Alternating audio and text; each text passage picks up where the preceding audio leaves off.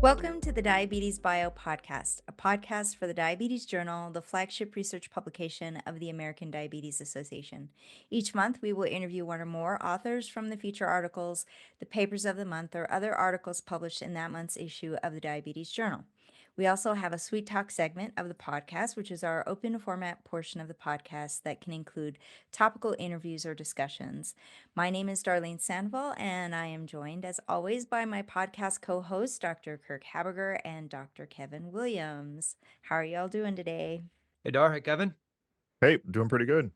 So I don't know if you all know this, but I am actually faculty director for well-being for research faculty in the Department of Pediatrics at Anschutz. And I don't think it matters what side of the political aisle you're on, but if you like NIH funding, times are a little bit stressful right now. So I thought we could be role models and talk about, and actually we touch on this topic a little bit during our Sweet Talk episode, but I thought we could each share one positive thing we're doing to handle the times of uncertainty that we're under right now. Kirk, we'll start with you. Yeah, I think, first of all, the admission that getting NIH funding has never been easy. That's So, true. in light of that, or in addition to that, I'm a pretty simple guy. So, to ease the stress, I like to pick up heavy things and run until I can't see straight anymore. And those seem to help. Yeah. How about you, Kevin? I'll give you some credit on this one. At the end of your email, you have a signature line. And one of the things that you say there is that you can really find happiness by letting go of things that you can't control. And I think that's so true. And there's so many things that are out of our hands, and it's really to focus on things that you can do. And I know one thing for me, and I think my lab is like we like to celebrate wins, and we celebrate wins in a variety of forms, not only the big ones, but different milestones. Sometimes it's just wrapping up a study, submitting a grant or a paper, even just making it through some tough experiment. Of course, we are celebrating those big things like funding or publications when they happen, but the process is really something to be celebrated as well. And I think that's one thing I really enjoy about doing this podcast, because every month we have the opportunity to really celebrate some really incredible scientists, authors, mentors. And I think I learn a lot from every one of these conversations, and it's really motivation for me. And so I hope that comes across to our listeners. I totally agree with all of that, Kevin. Recording for this particular episode, we had the Rickels and Kahn interviews back to back. And I don't know about you all, but I was fired up after those interviews because it was so much fun. They're both so delightful, and it's just really fun to get to talk about science and kind of forget about all the other things. Now, Dar, you Absolutely. posed a question. I think it's your turn Yeah. to Yeah. answer. What's my answer? Well, we have a lab mantra this year that is keep on swimming. So this is that Finding Dory, right? So keep on swimming is our mantra. So every time I see something that's brings me down a little bit, I think of that. Now we've had discussions. I don't know if you've seen the GIF on the Keep on Swimming GIF, but there's the I think I don't have kids, so I don't know the character's name, but it's like Nemo's the happy fish, right? Is that right? Nemo's The the little one one with the weird fin. Yes. there's one that's really happy, right? And he's the one that's like keep on swimming, and the other one is kind of grouchy. So there's discussion in the lab of who's the blue fish and who's the red fish. So who's the happy fish, who's the grouchy fish? But that, right, like it's a mantra, and it also keeps us laughing, and so that's been really important to help us keep moving forward. Nice. All right, so let's talk about this month's episode. Kirk, tell us about our paper interview. Yeah, this month we interviewed corresponding author Dr. Mike Rickels, and his article was titled Beta Cell Secretory Capacity Predicts Metabolic Outcomes Over 6 Years Following Human Islet Transplantation. was really great to talk to Mike. He has his own podcast through Diabetes Care, and he was right at home, and it was a good discussion. Yeah, that was really fun. And Kevin, tell us about we basically have a two-part sweet talk segment. Tell us about it. That's right. Two-part segment. Part one, we're focusing on the upcoming 85th annual scientific sessions of the American Diabetes Association, which is taking place this summer from June 20th through June 23rd in Chicago. You know, for over 80 years, this meeting has been the global stage for major advances in diabetes research, clinical care, and public health. And joining us to preview what's in store for the meeting is Dr. Mark Atkinson, who is chair of this year's Scientific Sessions Programming Committee. And then in part two, we welcome Dr. Steven Kahn, who is this year's recipient of the Banting Medal for Scientific Achievement. The Banting Medal is the highest scientific honor awarded by the ADA. We reflect on Dr. Kahn's enduring contributions to our field and even touch on his 1993 paper, which was published in Diabetes, that helped redefine our understanding of insulin sensitivity and beta cell function, and is a topic of a Classics in Diabetes article this month. I think these two conversations, you won't want to miss them. All right. So keeping with our swimming mantra, let's dive in.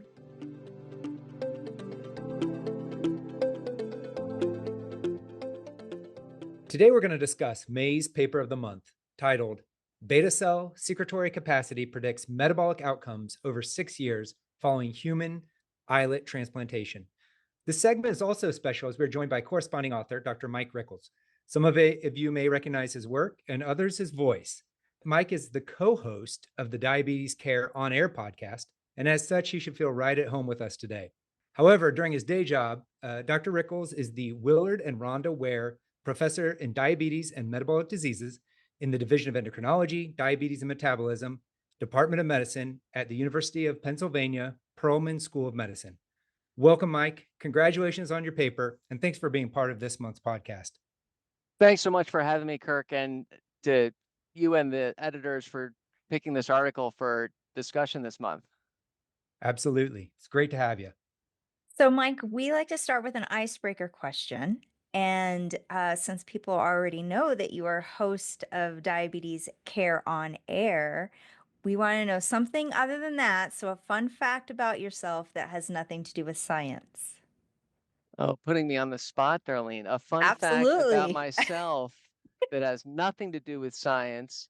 Well, I may have given this away in recording with Alice, talking about how March is one of the least productive months. And I thought the answer had to be spring skiing, but it turned out to be March Madness. And so that tells you a little bit something about myself, is that I will do whatever I can to find my way to the slopes. That sometimes does include seeking out a science meeting that is in the vicinity of a mountain. Nice. You're always welcome to come visit me in Denver. What to have Be, you give be, a talk. be careful, Darlene. Yeah, Kirk, do you know what mountains are? I don't know what they are. I'm familiar with them. I just don't get to see them often enough. That's right. All right, Mike, before we jump to the article, we like to give our authors the opportunity to highlight any other collaborators or contributing authors before we get started. Sure. Well, this article really came together thanks to a talented postdoctoral fellow in my lab, Annalisa Flatt.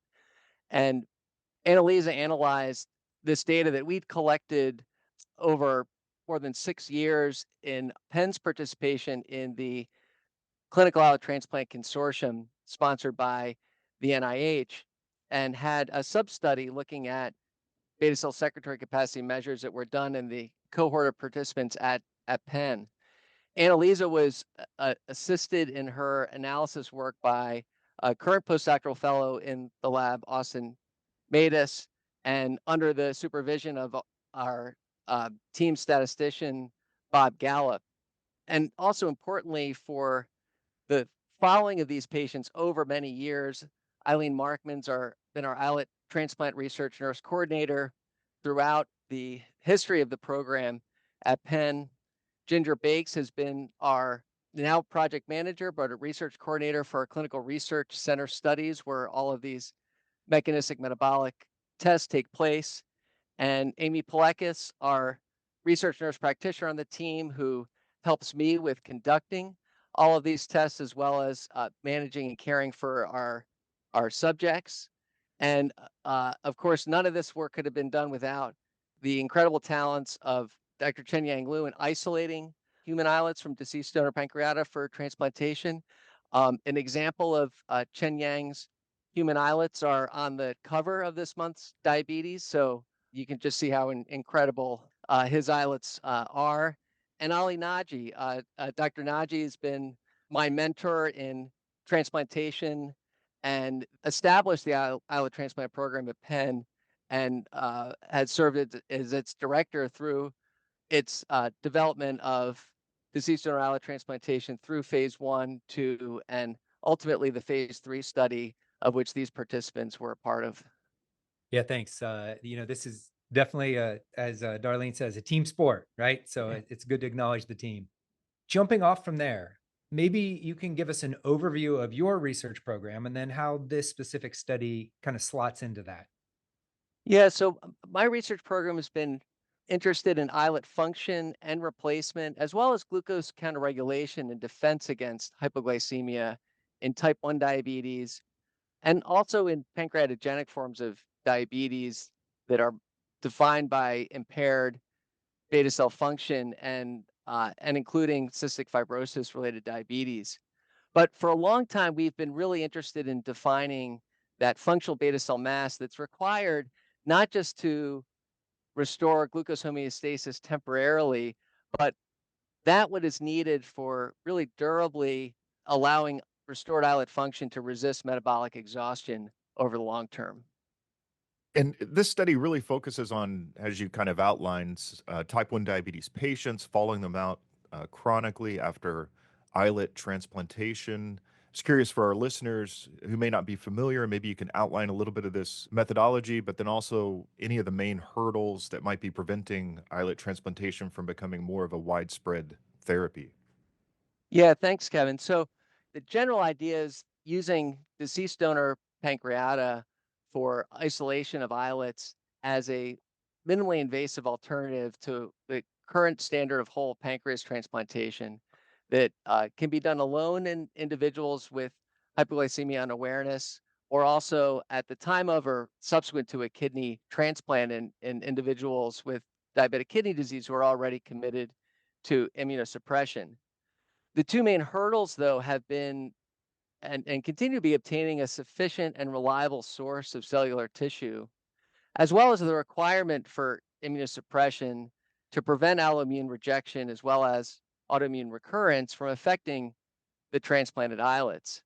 And while there's been limited islet product availability, it's made sense to continue restricting access to those individuals with type 1 diabetes who are suffering from recurrent severe hypoglycemia or hypoglycemic unawareness, or those already on immunosuppression in support of a kidney transplant for the risk benefit balance. But in the future, we're really hopeful for the current development of safer immunosuppression that can really allow expanding the eligible population. And ultimately, commercial products will be required to fill the demand for cellular therapy solutions. If I can jump in, I'm very curious about why the transplantation reduces hypoglycemic unawareness.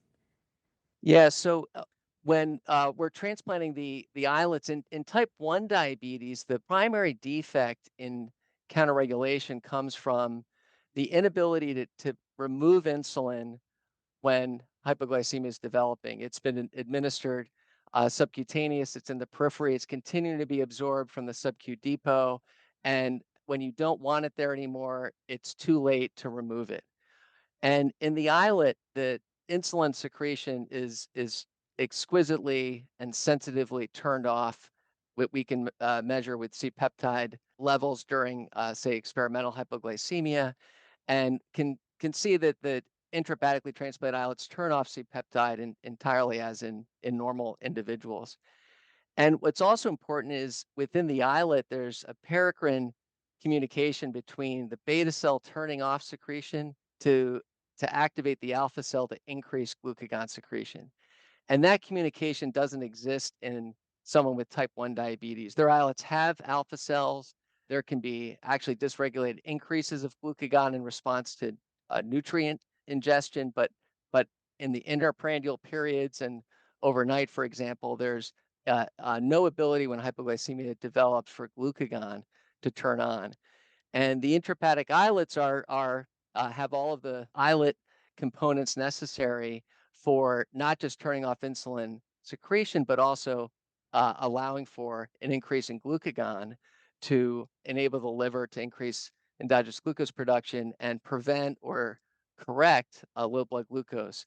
And that allows avoidance of hypoglycemia, which is critical to reversing this hypoglycemia associated autonomic failure. Right. And what we've shown, not in this study, but in prior longitudinal work that we've done with this cohort, is that it also takes time in patients with long-standing type 1 diabetes who've had hypoglycemia unawares for a long period of time. It's not an easy fix, but after 6 months of hypoglycemic avoidance by an islet transplant, we see improvements in epinephrine, um, as well as symptom generation.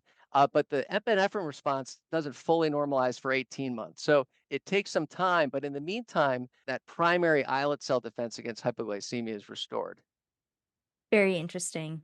So I think you touched on this a little bit, but this work sought to evaluate changes in beta cell secretory capacity with transplant. And the protocol that you used is the CIT, or Clinical Islet Transplantation 7 protocol. So can you tell us a little bit about that protocol and what the benefits of this protocol over other options are? The CIT-07 was just the number associated with the islet alone protocol. So these Okay. were all these individuals had hypoglycemia unawareness to be eligible to participate, and they underwent transplantation that followed a peri-transplant management protocol that Bernard Herring first reported with a series of patients in JAMA, and that was to continue certain lessons we learned from the Edmonton protocol from James Shapiro group that was glucocorticoid free, and combine the mTOR inhibitor sirolimus with low dose of the calcineurin inhibitor tacrolimus, which was really helpful for allowing for metabolic function of transplanted islets. But in the Edmonton protocol, there was always two or more infusions of islets from multiple pancreatic donors. And what Bernard was able to show was that allowing a period of islet culture, induction immunosuppression a few days ahead of the islet transplant, and adding anti-inflammatory therapy with TNF alpha inhibition, anti-thrombotic therapy with heparin. Heparin was always given with islets to prevent a portal vein thrombosis, but Bernard extended that period of heparinization for a week while the islets engrafted, and performing intensive insulin therapy during that engraftment period. So while the islets, can't help but provide some function when nutrients pass through the liver, the idea was to really rest them as best we could. So while they get some oxygen from the portal vein blood until they revascularize from the hepatic arterial system, it's relatively deoxygenated. So let's rest them, wait for them to fully engraft and revascularize before challenging them. And with this approach, now, more often than not, you can achieve insulin independence in recipients with islets from a single donor pancreas, and that was the key differences in this protocol had to do with the peri-transplant management of the recipients. Mike, that was a great discussion of the protocol. And just briefly, before we get to the results, I think it might be important to touch on the specific endpoints that you chose to monitor and maybe some rationale as to why. For this study, we were primarily interested in the beta cell secretory capacity, which is derived from glucose potentiation of RG-induced insulin secretion, as that enables estimation of the functional beta cell mass of the engrafted islets. And from those measures, we wanted to determine the reserve capacity for insulin secretion required not only for achieving insulin independence, but also for avoiding metabolic stress and sustaining durable normalization of glucose homeostasis long term. And we also wanted to relate estimates of functional beta cell mass to more clinically accessible measures of beta cell function derived from fasted or mixed meal tolerance test stimulated C-peptide and glucose levels. That's great. And I think now we're getting to the question of what did you find? Like what were the main results you saw in regarding to insulin independence and these different endpoints of the study? So all 11 subjects in our cohort at Penn were able to come off insulin. In 7 cases, that was with islets from a single donor pancreas, and in 4 cases with additional islets transplanted from a second donor pancreas, and all maintained hemoglobin A1C below 6.5% over the median 6 years follow-up, with the majority remaining insulin independent, um, and 5 returning to some insulin therapy after 2 years to maintain glycemic control. Yeah, it's really amazing. Did you see any predictors early after transplant that might be able to forecast some of this long-term insulin independence? Are there any patient characteristics, some transplant variables that might seem important for that? Well, what we did in terms of estimating functional beta cell mass was take an individual islet recipient's beta cell secretory capacity at each time of assessment and divided that by the mean beta cell secretory capacity of 11 non-diabetic controls who were age, gender, and BMI matched to the islet recipient cohort. And what we observed was that having at least 20% of this normal functional beta cell mass already predicted excellent glycemic control, which by continuous glucose monitoring measures meant spending less than 1% time with hypoglycemia and more than 90% time in the normal glucose range of 70 to 180 milligrams per deciliter or 3.9 to 10 millimoles per liter. But often at that level with requirement for low dose insulin therapy, particularly even in individuals who may be insulin independent at times of physiologic stress, a change in hormonal contraception, the requirement for a course of glucocorticoid, as a few examples, might necessitate a short period of insulin therapy. But those that had more than 40% of a functional beta cell mass spent more than 95% of time in the normal glucose range on continuous glucose monitoring and had really robustly maintained insulin independence. And the beta cell secretory capacity, I think you mentioned in the article that it was stable for 3 years post transplantation, and then there was a declination. I was curious if you had any hypotheses for this attrition. Is it an inevitable declination in beta cell capacity, or could it be prevented?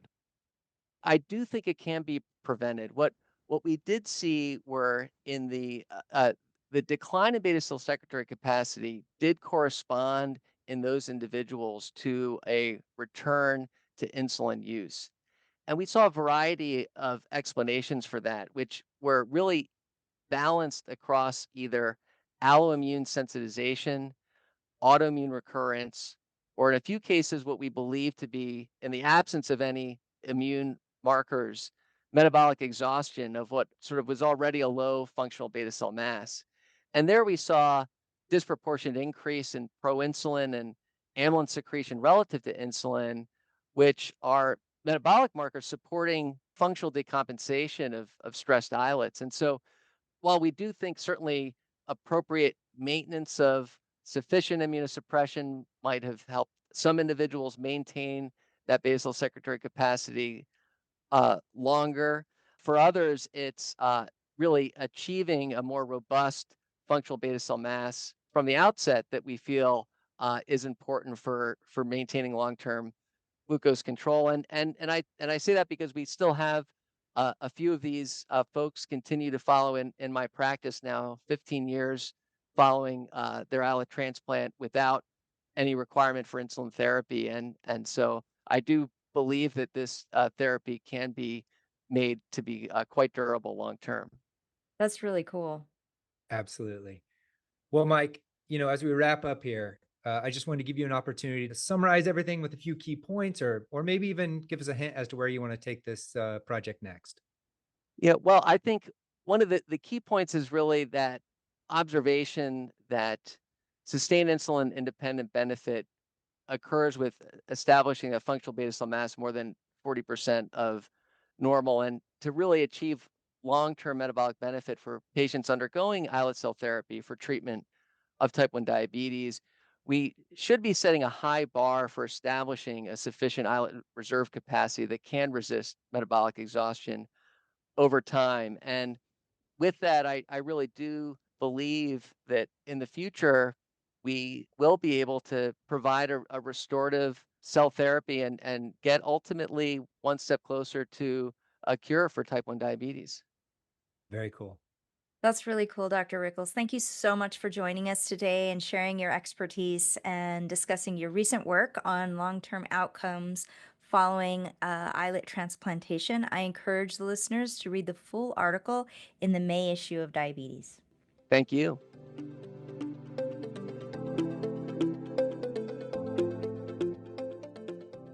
Welcome to another edition of Sweet Talk. I'm Kevin Williams, and today we're discussing the upcoming 85th Annual Scientific Sessions of the American Diabetes Association.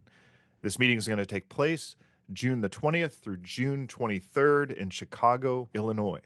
For more than 8 decades, the American Diabetes Association Scientific Sessions have brought together scientists, clinicians, industry leaders, and policy experts from around the world to share the latest breakthroughs in diabetes research and care. Joining us today to preview this meeting is Dr. Mark Atkinson, who is the chair of the Scientific Sessions Programming Committee, and I'm also joined by our co-host, Dr. Darlene Sandoval. Dr. Atkinson, thank you for taking the time to walk us through this upcoming meeting. And thank you, Kevin and Darlene, for affording me the opportunity as chair to meet with you on this event. I'm hoping that this conversation encourages people to attend the ADA in Chicago. It's going to be a very exciting meeting. I know we're both definitely looking forward to it, and Kirk is as well. He just wasn't able to join us today. Now, before we get into the program highlights and all the science behind it, we like to kick things off with a little bit of an icebreaker. I was curious if you remember the first time that you attended the ADA. Did you have any memorable moments attending the sessions, either as an attendee or maybe even behind the scenes, being on the programming committee?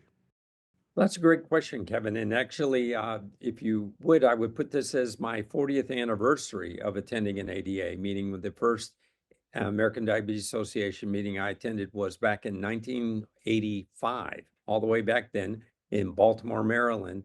And actually, my greatest memory of it probably wasn't the science as much as my then mentor took me to a restaurant where we had crabs and we're using Nice. hammers and wore bibs and we're smashing crabs. And that was the first time I experienced something like that. And all of these years later, I still remember that. And the other thing I would note about it is that for me, it's not just the 40th anniversary. June is a time that on my calendar is there for the importance of this event, meaning whereas it may switch the dates within June, I would say that with maybe less than a handful of exceptions over the years I've attended this meeting, because of the way it's impacted my knowledge of type 1 diabetes, type 2 diabetes, and the way I contribute to the field in terms of academic researcher and clinician. Awesome. So, as Kevin stated, you're chairing the programming committee this year. And so, if we were trying to convince somebody who has never attended the ADA, what would be your selling points for your favorite things, either scientists, clinicians, or industry professionals, or even our diabetes educators and nurses? Why should they attend? Well, that's another great question, and thank you very much for it. I would just say has there been a more exciting time in diabetes than there is right now? For many years, I think we as a disorder took a back seat in terms of public awareness and public information regarding relative to other diseases. And again, I'm not picking on other diseases or discounting them at all, but rather rare does a day go by now, right, when either on social media, main media, or emails that we don't hear about the impact that improvements in diabetes management are having on those with the disease, be it technology, the continuous glucose monitors, the potential for stem cells, the impact that the incretins, the GLP-1RA molecules and drugs are having on weight loss, type 2 diabetes management, and other related disorders. I mean, every day we hear more and more news about diabetes care. And I hope that at this meeting, people will take in the latest and greatest information and take it back to their practices, no matter what perspective they're bringing from, to again improve diabetes care. You mentioned that this is your 40th anniversary of attending ADA scientific sessions. How do you think the program for the meeting has evolved over those years?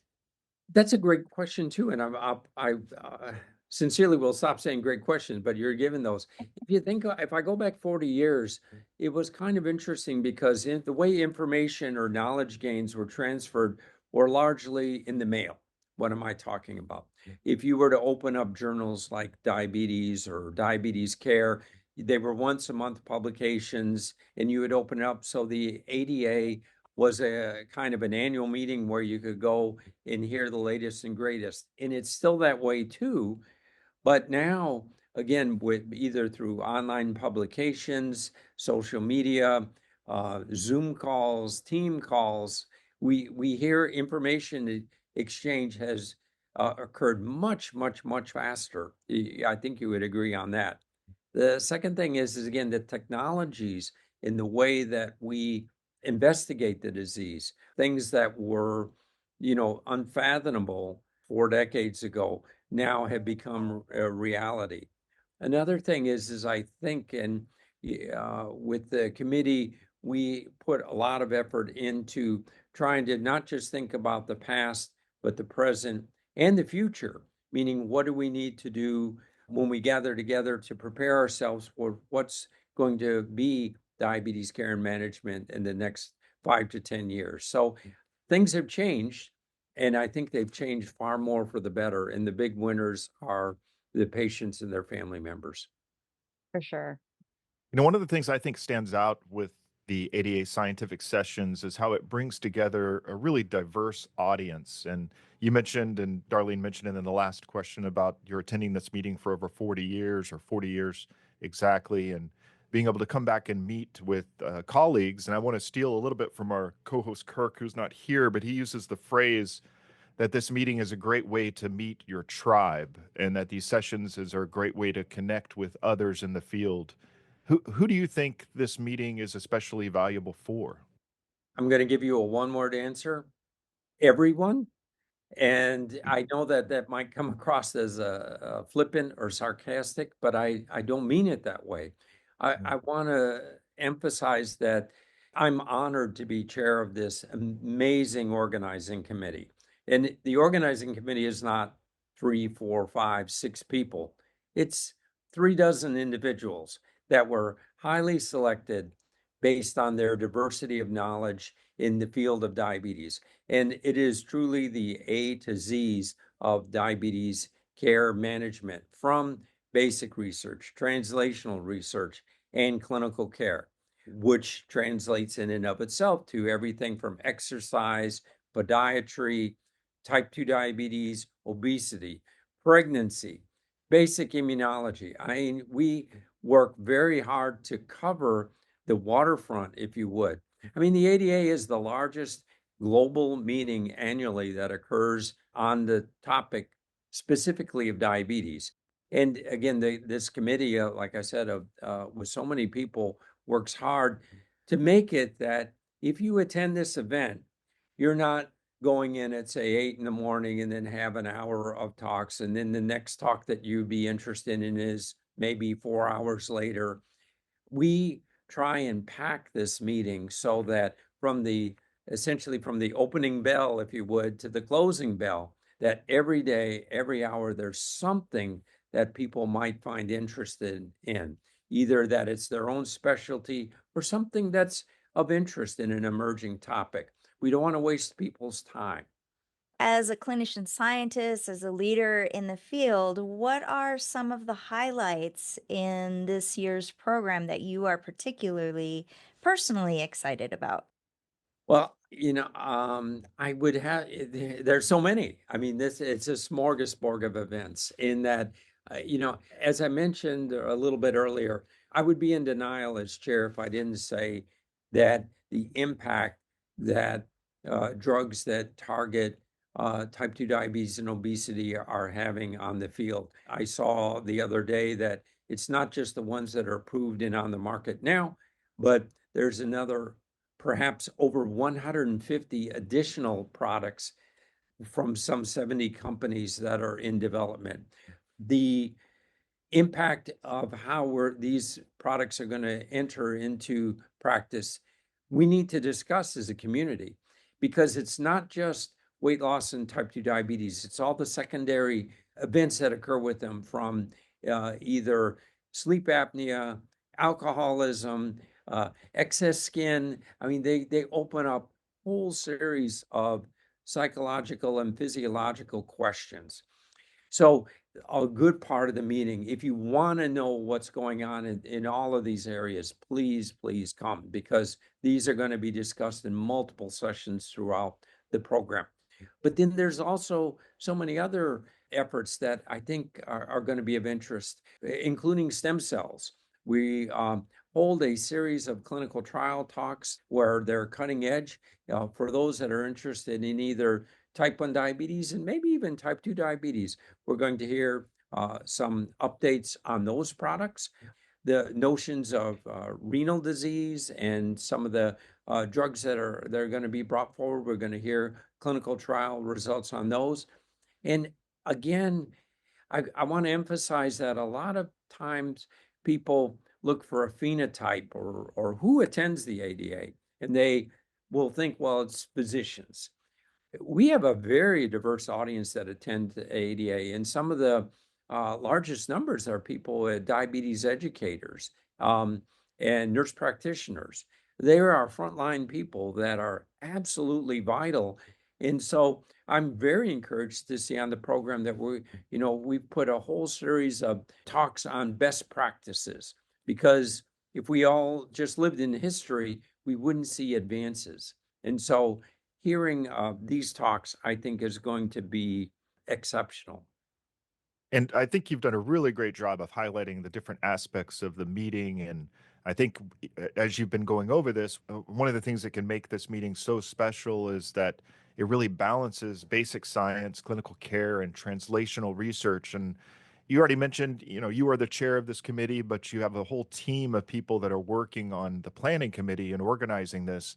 And putting a meeting together like this is definitely not a trivial task. And so I think for our audience, how do you guys approach maintaining this balance when you're building such an impressive program?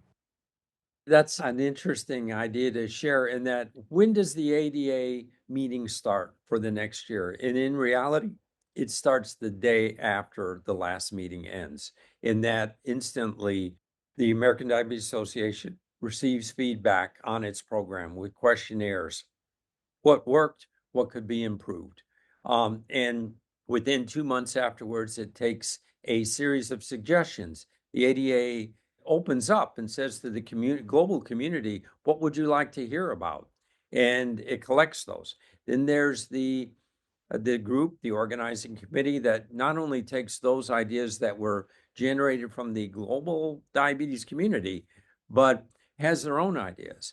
And over a period of 2 months, in August and September, they try and develop provisional ideas. We meet in Chicago for a weekend in the fall and develop a provisional program. And then after, again, another 2 months of effort of trying to grind this out, and it's a little bit like seeing sausage made, if I can use that analogy. We come up with the provisional program, and then the real work starts, where we have to develop hundreds of invitations to investigators to speak. We will handle also thousands of abstract submissions, where it's not only just securing the early abstracts, but the late breaking abstracts, identifying reviewers for those abstracts, grading them, and then putting all of this together. It is a monumental event, and I would be remiss if I did not mention the hard work that the committee and then all of those in the global diabetes community that evaluate the abstracts, and the ADA staff themselves that put into this to make what, again, I believe has been and will continue to be an outstanding program. Yeah, definitely kudos to you and your team. And I know Darlene and we've been to this meeting multiple times, and we've been able to see the fruits of that labor. And we hope that some listeners in the audience today that maybe haven't attended this meeting will come and definitely see that. Another reason when you two mentioned earlier about why come, as I reflect back over my time, there was the time period with COVID, and I know that many people are kind of sick and tired of talking about COVID. But what did we learn from COVID? Well, one of the things that seemed to come in was to move from things like blue jeans and to Zoom calls and Teams calls or whatever the platform is. And I'm not getting into specifics of platforms, but I know that I am, and I think many of my colleagues, I call it Zoom fatigue, meaning we spend far too many hours a week on Zoom calls. And the opportunity to have a face-to-face interaction with people, real people, face-to-face, people that you may have never met before, or people that you've known for years into decades. I think that's huge. I think that's healthy, and it's something we need to see. And the ADA is going to provide, for many of its talks, starting the Wednesday afterwards for a period of 60 days. Many of the lectures will be online, but I really believe there's nothing like a face-to-face encounter, especially in Chicago. Chicago is a fun city. Do you want to hear some of my thoughts about Chicago? Absolutely. All right. So I didn't grow up in Chicago. I grew up in Michigan, but I love going to Chicago. One is the notion of eating the deep dish pizza, but it's just an interesting city in terms of its central location. No matter where you are globally, and the ADA will have people from over 100 countries attend. Chicago is an easy city to attend or fly into, 2 airports. And again, just as a tourist destination and the restaurants and food, the McCormick Center is one of the highest rated convention centers in the country. I really think, again, it affords a great center. And then the weather that time of the year in June, I think in Chicago, unlike some other locations, it should be moderate and acceptable to most. So I'm really excited about this year's meeting in Chicago. So, back to the science aspects of the meeting, there are also a lot of efforts to support early career investigators at the meeting. Do you want to talk about some of those events? Absolutely. And I'm going to answer that in 2 ways. One of the first things is again, I don't want to keep going back on the notion of how old I am, but I will say that over my years and serving on either organizing meetings or just attending meetings, one of the things that complaints that's justified, that's often heard is, wow, it's the same old talks year after year, the same old people speaking year after year.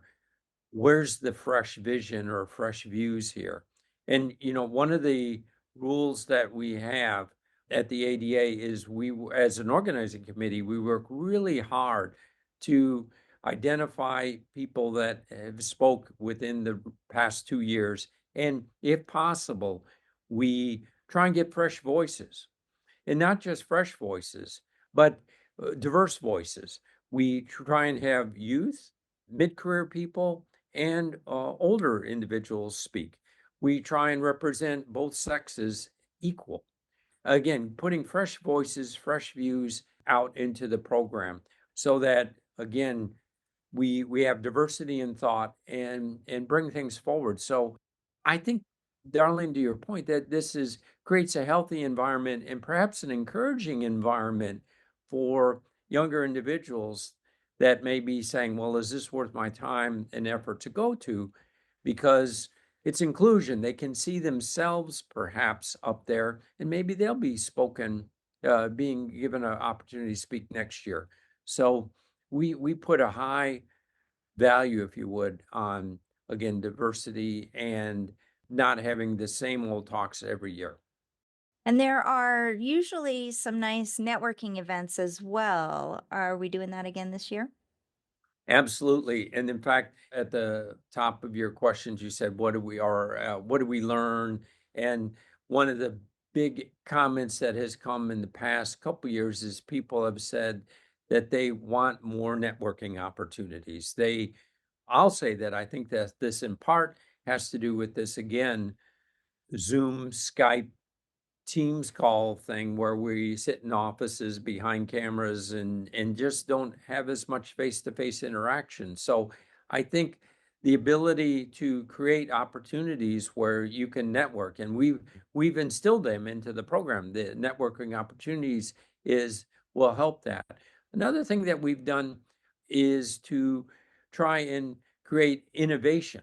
So ADA has received some very nice comments over the past year about their innovation award. And, we have other programs where we're trying to acknowledge really high impact science and technological advances. So again, this is not going to be an old, tired, predictable meeting. It should be very, very exciting. I love it. And so finally, if someone hasn't registered yet, if there's someone out there that's on the fence, what would you say to them? Why is this year the year to attend the scientific sessions?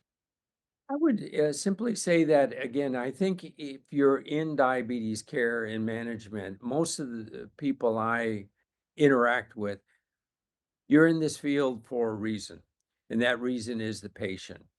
And patients are first in priority.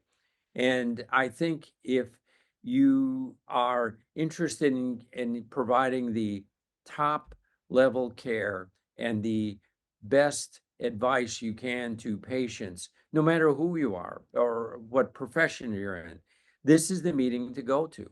Every day, there's exciting opportunities to learn and try and, again, if you can leave the meeting and say, that was a worthwhile use of my time. I know myself as chair of the organizing committee and all of those on the organizing committee, we ourselves will say this was a use of our time. But again, we all serve the way to improve the care of patients with the disease. Perfect. Dr. Atkinson, thank you so much for joining us today and giving us a preview of what's in store at the ADA's 85th Scientific Sessions this summer in Chicago, Illinois. There's still time to register and attend this year's meeting. To register or learn more about the program, head to professional.diabetes.org/scientific-sessions. To our listeners, thank you for tuning in to this episode of Sweet Talk. As always, please like, follow, and subscribe for more Diabetes Bio content.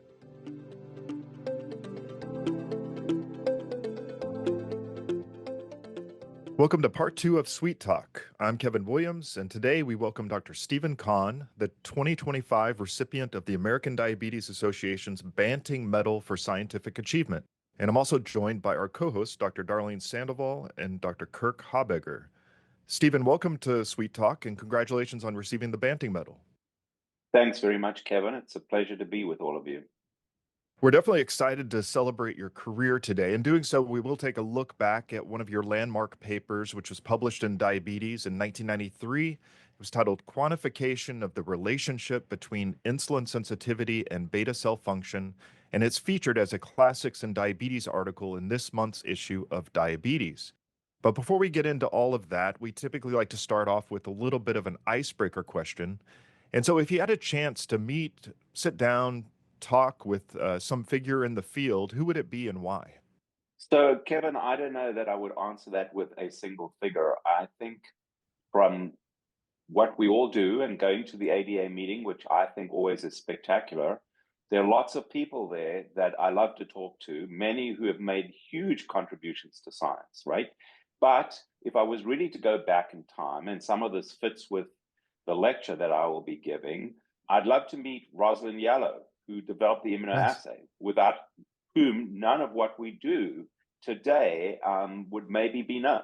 Another person I would like to meet is Frederick Banting himself, given I treat patients and Insulin is a major part of what we do.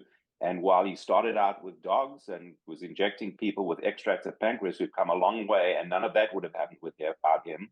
And then the third person I'd like to meet, who probably most of you haven't heard of, is Eugene Opie. Now, Eugene Opie was a pathologist at Hopkins at the turn of the last century and published an article that talked about hyaline degeneration of islets. And apparently, Eugene Opie was one of the people that got Frederick Banting interested in diabetes. So there's a collection of people I'd like to meet. Sadly, they're all gone, so we'll have to just live off the history books. That was great. And for my part, congratulations on the award. It's really exciting and well deserved. We'd like to start by revisiting, as Kevin mentioned, your 1993 paper, which was foundational in how we think about the interplay between insulin sensitivity and beta cell function. In fact, I think we just talked about it in our interview with Mike Rickels. It's true. But can you take us back to the origins of that study and what inspired you to pursue that line of questioning? Yeah, I'd love to, Darlene, and thank you also for the good wishes. I look forward to seeing you all in Chicago in a couple of months. The origins of that paper, I actually started my fellowship in Seattle with Dan Port, who's also a former Banting awardee, who had at that time the view that the beta cell was critical in the development of type 2 diabetes. And that was heresy, as you can imagine. It was the era of insulin resistance. And I was doing a study as a fellow, my very first study, where we gave nicotinic acid, the vitamin, in large doses as used to treat people with lipid disorders, and used it to induce experimental insulin resistance, and then looked at what the beta cell did. And we could show that within 2 weeks of induction of insulin resistance with this drug, it increased insulin secretion. And so the thing that I did then was to say, all right, how are we going to show this in a bigger way using more data? And so I was fortunate enough, as is science, as you all know, it's a team effort. There's always somebody who gets to be at the front or the back of the paper, but it doesn't happen with everybody without everybody in between, to work with a great team that included Richard Bergman, who had developed the minimal model, Ron Pridgeon, who did a lot of the computational stuff, and a group of people who contributed their data to ask the question, what's the relationship between insulin sensitivity and insulin response? And we were able to show that it's a hyperbolic relationship and not the typical linear relationship that we all try to draw to all our data, and that would suggest that that's a feedback loop. And I got to give a shout out also here to Dan Port, who sadly is no longer with us, to talk about how we got this published, right? And I do this only because I want the younger people who are listening, and maybe even the older ones, not as old as me, but the older ones like you, to hear this story. We submitted the paper to JCI. I won't tell you who the editor was because that wouldn't be fair, and it got rejected. And Dan Port said to me, I don't normally appeal anything, but I think this is unfair. Let's appeal it. So we submitted it again. It got rejected again. So I then sent it to Diabetes, and of course, we're here today because of that. But what Dan also said to me, which he told me about a couple of other papers of his, he says, sometimes your best science doesn't get published in the highest impact journals because it's ahead of its time and people don't get its importance. And Dave D'Alessio choosing this as one of the diabetes classics makes me feel really honored, and I think underscores what Dan Port really had to say. So it seems like Dan had a sense of the potential impact of this paper. Did you have a sense that it was going to have such an impact on the field? Absolutely not. No. I mean, I felt it was important, but remember, I live in the Pacific Northwest. Try being a salmon going to spawn and swimming upstream in this area. We were swimming upstream against this torrential river of insulin resistance. The only hope was that there was this thought in Europe that it was the beta cell and not insulin resistance. But it was, I think, showing that there's a relationship. And then subsequently in papers that we've done, and Christina Utschneider should get a lot of credit for this, using Will Fujimoto from the Japanese American Community Diabetes Studies data, we were able to show that those curves parallel each other if you go to pre-diabetes and diabetes, except they set at lower points as the beta cell is failing. And it didn't matter what your insulin sensitivity was, what determined your glucose tolerance was the failure of the beta cell to secrete insulin. And I think that's what's helped change the field, that at least today, I think the beta cell has some writing about it when somebody writes about insulin resistance. Yeah, so let's continue to talk about your career. And one of the remarkable aspects has really been your ability to move fluidly between basic scientists and then large scale clinical trials. And that's no small thing as someone who's trying to maybe do both, right? How do you think bridging those two areas has impacted our understanding and treatment of type 2 diabetes? Yeah, so Kirk, I think bridging the two areas has helped only in the sense that there are things that one does in the clinic or in clinical research and physiology, which is where I started. I started in physiology, that cannot be answered there. So, how did this all play out for me? It's just a force of circumstance, being in the right place at the right time, having a group of people that you work with who really make it all go, and you just happen to be the lucky person standing at the front of the line. So we started off doing all this human physiology, and then the next thing, this peptide islet amyloid polypeptide, or amylin, that you've all heard about, got discovered. And we said, well, is it secreted from the beta cell, and what is the approach? So I had to go and do some basic science, and we did some neonatal mouse pancreas cultures, and were able to show it was co-released, which interestingly was a rapid publication in Diabetes in those days, which meant it came out a month or two before the normal ones when we were sending things by fax and all these other things, right? Today, you just put it online on archives, and the next thing, everybody's seen it. So they took it as a rapid publication. We showed it was co-secreted. So now what I wanted to do was to do more work on amyloid, but we couldn't biopsy human pancreas. So I was forced to go into the basic science, right? So that's what I did. And so that was one way that I transitioned. The other thing that I did with the clinical trials was because I'd done all this physiology and had this new thoughts as to how we should be thinking about the regulation of glucose metabolism, I applied to be part of the diabetes prevention program. And I think with great people that we had on the ground, the expertise I brought in the physiology, I think, was something that was seen as a positive by the study section, was selected. And that grant has been going now for 30 years. And as some of you may know, is currently being cut because of the Columbia process. And there's a big appeal going on to try and get it restored. But I think we might be losing it because of the fact that the administration is just changing our approaches to science. And I think at the end of the day, is going to result in the US not being the leader in the world in biomedical research, sadly. Yeah. It's always hard enough to get funding to begin with, let alone to lose what you've already worked so hard for. So, right. I know, this is like choosing your favorite child, but thinking back through all of your studies, is there a most impactful clinical trial that you could put your finger on, or maybe a line of thought even that went through multiple? So, Kirk, I'm going to answer this just as I answered Kevin's question, which was an impossible question to answer. When you ask for a single, I can't speak to single at all here. So let me put them all into different things and why I say that. Number one, the diabetes prevention program, which really put me into the clinical trials and has taught us a fortune about prevention and about physiology and the relationship between genetics and insulin secretion and insulin sensitivity, and I think has really helped make the case the beta cell is critical. That's number one. The second one would be the ADOPT study, which was published in the middle of 2000s, like about 2006, where I was asked to join the steering committee because of physiology, and we did the physiology, and we were able to show for the first time when you do a head-to-head comparison of 3 different classes of drugs, metformin, sulfonylurea, and thiazolidine-dione, that you get different impacts on physiology and on disease progression. So I think that was another important one. And the GRADE study that recently ended was modeled on that study in terms of a head-to-head comparison.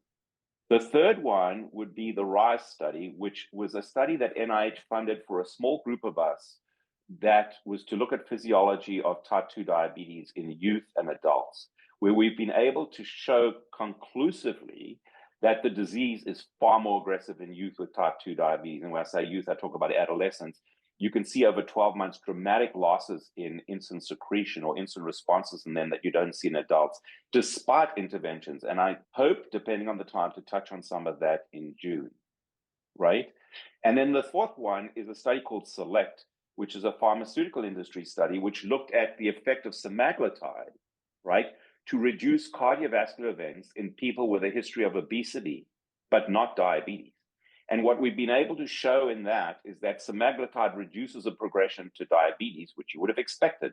But more importantly to me, even these people who don't have diabetes, so they have prediabetes or they have normoglycemia, when you follow them over time on semaglutide, you see a parallel increase in hemoglobin A1C between the controls on placebo and the people on semaglutide, saying to me that these drugs, as good as they are still not solving the problem of the beta cell, and we've still got to work on it. And the GRADE study with liraglutide showed something very similar. So to me, there are at least 4 studies, clinical trials that I've been lucky to be involved in that have looked at different aspects of diabetes, its pathophysiology and its treatment that I think have contributed at least something to our knowledge. That's great. And also building on that, you've been witness to, you've contributed to major shifts in our understanding of diabetes and diabetes treatment. What would you say is maybe the most surprising discovery or turning point you've experienced in the field? You don't have to limit it to just one. If you have multiple, you can touch on those as well. Yeah, I think there are a lot of them, Kevin, that we should think about, and we could talk about this all day, but I think, to keep it limited, I think the GLP-1s have been a major change in what we do. And, everybody started out with, and we shouldn't forget this, those compounds were developed to treat diabetes, period. That was it, right? And then the view was, well, maybe they'll increase secretion and they'll increase replication. And the science has taught us they don't increase replication. They maybe reduce apoptosis, but they increase insulin secretion. And then from there, you can just imagine inflammation, its role in atherosclerosis, in obesity. It just goes on and on and on. So I think those have really been a dramatic class of medications that have been discovered that have a lot of phenomenal basic science. I'm surprised still that it has not won a Nobel Prize yet. And I think there are a lot of people involved, and there's a lot of politics involved in that. So I think there are more than 3 people who deserve that prize, but politics plays a role. There can only be 3. So I think this is sad. But at the end of the day, I think that was a huge discovery in the basic science that's been done in there, which you're all really aware of, and the clinical work has been major. I think the other thing I would say to you, again, from keeping away from the basic science and the amyloid and stuff that we're interested in, which I think has been neglected and has secrets to it that we still need to discover, and may be a player in progression of type 2 diabetes, but would be the medications in the thiazolidine-dione class. They really got hammered because of the cardiovascular or supposed cardiovascular negative effects, though that has turned out to teach us a lot. But they clearly showed that you could slow progression of beta cell dysfunction. And so I think when you take things like GLP-1s and thiazolidine-diones, we could start to think we have to tackle both components of this type 2 diabetes puzzle if we're going to solve it. And we can't do it by saying, well, we'll just produce weight loss and that will solve it, because we know, for example, from SELECT, that the weight loss only explains about 30% of what happened in preventing diabetes progression.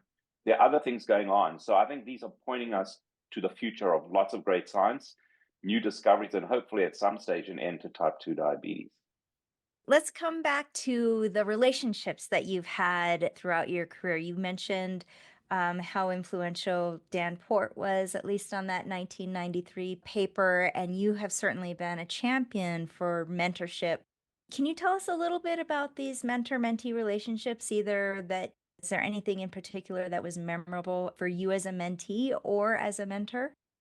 Yeah, so Darlene, I think all 3 of you know this from doing what I do, right? But to me, the most gratifying thing about being in academia and being in science is working with, I have to say younger, because every one of them practically, except one maybe, was younger than me. Just working with bright minds who want to make discoveries. And one of the things, again, that I did with them is that they were allowed to do whatever they wanted. If they had a great idea that fit with what we were doing, go and pursue it. And again, that was something I learned from Dan Port, and I did that with him, where we made a discovery that was not predictable because he said I could go and do something. It was totally contrary to the hypothesis I had. And I've seen that happen with some of the people I have. So we've been working, for example, on amyloid, and we've been able to show that if you block apoptosis, you actually get death of beta cells by necroptosis, something nobody would have thought about. So, and that was the idea of one of the fellows to pursue. And you know a number of the people that I've been lucky enough to work with, and for them during their postdocs, that it's just phenomenal. And their success has, to me, been truly, truly gratifying. But of course, it doesn't only just apply to them. To me, other parts of everything I've done have been great. The colleagues in Seattle, the collaborators around the world, And I must call out here Richard Bergman because of what's happened with his model and what it's taught us, and his, deserving to get the Banting, the Lilly, and all these things, and for his interactions with me and allowing me to use his systems. But I also think the other group of people that really have impressed me, and I'm drifting a little from your question, that never get the recognition they deserve, is when you think about all these clinical trials I've done, all the physiology studies I've done. It's taken people like the three of you and others who have no idea what they're going into to volunteer and put themselves on the line. Something could have gone wrong, right? We've seen that in studies where people have tested antibodies and people have died. The research participants that I've been lucky enough to interact with and that we've all worked with are people that get forgotten in the whole process of science. And I think they need a call out here too. Yeah, that's a very good point. Steven, you've been recognized with several prestigious honors over the years, but the three of us at least might argue that the Banting Medal is the pinnacle of diabetes research. So can you share with us what receiving this award means to you on a personal and a professional level? Yeah, Kirk, on a personal level, it's incredibly meaningful. I really won't call them out by name, but the folks who nominated me really had faith in the fact that I was good enough for this, which I would have doubted. I've always believed that this is team science and I just have to be the representative. So this is really, to me, this goes to everybody and not just to me alone. That's an important thing. It is the pinnacle of science from the point of view of the ADA. I was also fortunate to get the equivalent from the ESD. I've got a lot of friends in Europe and a lot of friends in that organization. So I want to say they're equivalent before I get told off that I'm mistreating their award. But yeah, I think it's incredibly meaningful from a personal point of view and from a professional point of view. The other thing I think that one needs to highlight in these discussions, right, is that you're talking to me. You're not talking to the postdocs. You're not talking to the lab people. You're not talking to the fellows. You're not talking to my family. Your family allows you to do this because it takes commitment, as you all know, huge amounts of time. You're away and everything. So I, from a personal point of view, want to actually use this as a place to call out my family and thank them too. That's great. And, aside from research, you've also shaped the field through your editorial leadership at Diabetes Care. How has that role influenced your perspective on diabetes research, the practice? What insights has that experience given you about maybe the current state, the direction of where diabetes research is? Yeah, so Kevin, that's a great question too. I look at myself as having different phases of my career. And so I was getting to this point of, okay, what do I want to do next that's different? Right. And I thought, well, I'd been an associate editor of journals before, that this would be interesting. And I got a group together we put in as a group to do this, and the ADA chose us. And so it's again showed me the value of a team. The beauty of it is you see cutting edge science early, cutting edge science that the three of you might write and that we think is really great, but also cutting edge science that the three of you might write that we think is the biggest load of nonsense that you've ever written, right? We see a broad amount of that. What we've also done with the journal as a group is to really change what we do with publishing it so that we can increase the value to the reader. We want to pick articles that we think are novel and new. But the other thing I would like to say is that we've also not been shy about taking on issues that are things that people maybe have stood away from in the past. And I would further say are issues that today in our country are things that we cannot talk about. And in that journal, given we're the editors, and even though it's an ADA journal, we believe as citizens of this country that we're able to write what we want to write and publish what we want to publish. So the science has to be great, but the editorials and commentaries are also addressing things in our healthcare system and in our research setup that we think require addressing. And I will say to you that there is a special compendium of 10 articles that are highlights of what NIDDK has done for diabetes research and diabetes treatment that are going to be part of a compendium that will be handed out at ADA, right? 5 in diabetes care and 5 in diabetes. And there's an editorial by Dave D'Alessio and myself, who you know well, plus a summary from NIDDK. The importance of these articles, and this speaks again to what we're trying to do with the journals, rather than waiting until June to give them out, and July for them to be in print. They were actually released online today because we feel DK needs to be actually celebrated. And there's an editorial in there that talks about the fact of the risk that we run to diabetes by what's happening to NIH and CDC, and that impacts us and impacts everybody around the world.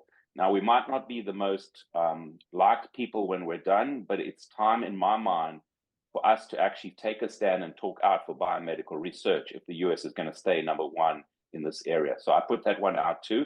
Whenever this is put online or available as a podcast, people could go back and look at the online, appearing online before publication in both Diabetes and Diabetes Care, and also as the special collections to find these articles.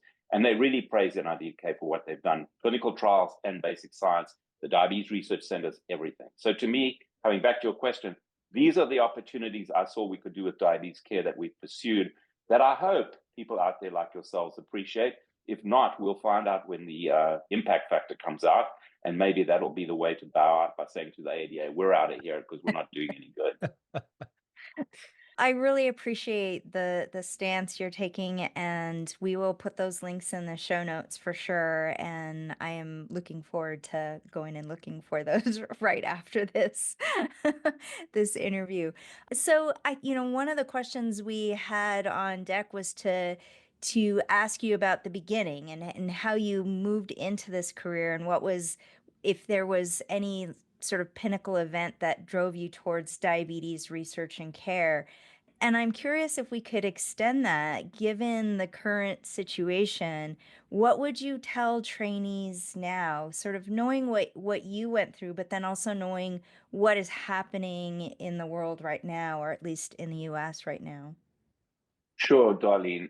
Yeah, I got interested in endocrinology as a medical student. I went to medical school in Cape Town in South Africa when we had a lecture on endocrinology, and that got me interested. And then subsequently, once I'd got my degree and done some of my clinical training, I went and did in sort of additional training in endocrinology, and there got very interested in diabetes. And in fact, met Dan Port when he came to South Africa, which is another long story. With him, I spent time with him, and then I said I was thinking of coming to the States, and he said, if you ever think about doing endocrinology when you get to the States, don't forget Seattle. And so when I looked at fellowships, it actually came down to Chicago or Seattle, and I finished up in Seattle. So that's worked out great. My first ADA was in 1985 when I was still a resident in internal medicine in Philadelphia. And all I can say is I've been to every ADA since, except for one when I finished up having a back issue and told I was not allowed to travel. It's an amazing meeting. And when you go there, you get totally invigorated. And so coming back to the question of what would I say to young people, when I started out, the funding of NIH grants dropped from 50% to 25%. And the Endocrine Society at their meeting said, somebody was speaking, said, don't worry, it will get better. Well, whatever that fortune teller was doing was wrong. It clearly didn't get better, right? But I do think we're all here because we're able to do it. And people like myself should step aside at some stage so that the more early career people can get funding. We shouldn't keep our hands on more money and think that that's great because we've increased our wealth in terms of grants. We should give more junior people a chance to go. And I would say to the younger people who've got the talent, the times we are in now will pass. There is absolutely no question they will pass. Hang in there. I think in time, you're going to be funded. You're going to be able to do what you want. And I'm going to be able to sit in my rocking chair and be happy to follow everybody's science from afar because I won't be doing this 10 years from now. Stephen, before we end here, I just want to thank you for your stance and for sharing some wisdom there, and maybe just a little bit of optimism that you just shared with us right now. Thanks, Kirk. And I want to say to you and Darlene and Kevin, thanks for this opportunity. And also, don't be deflated by what's going on around all of us. This time will also pass. Yeah, it's a really great conversation. And as it was mentioned early on, I think we could do another hour of this conversation. So we really enjoyed it. Thank you for joining us today.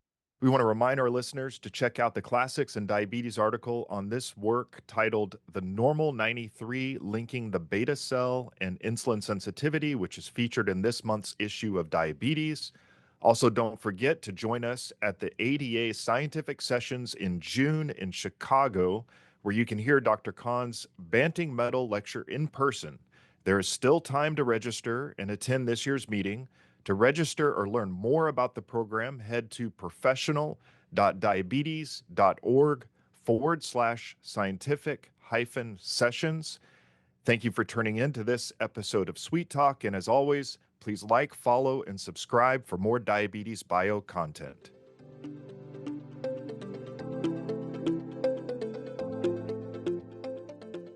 Thanks to all of you for joining us on the Diabetes Bio podcast. We hope that you're enjoying our discussion of the work that the Diabetes Journal is publishing each month. The feature articles we discuss in each episode are freely accessible at diabetesjournal.org/diabetes and are also listed in the episode notes for your reference. As with any podcast, it really helps us if you like, rate, follow, and subscribe to the podcast. And if you have any feedback for us, we'd love to hear that as well. We look forward to presenting to you each month.